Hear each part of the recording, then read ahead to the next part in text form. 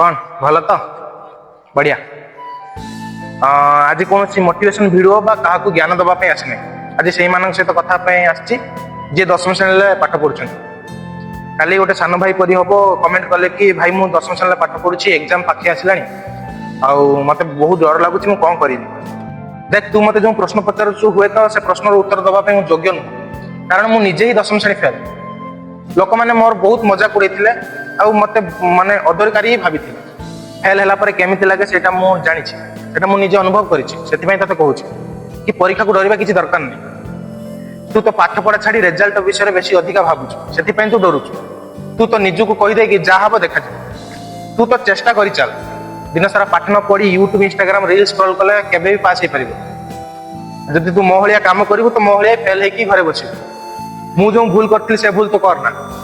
Mobile टाक side रख मन देख पाठ पढ़ आराम से पास कर।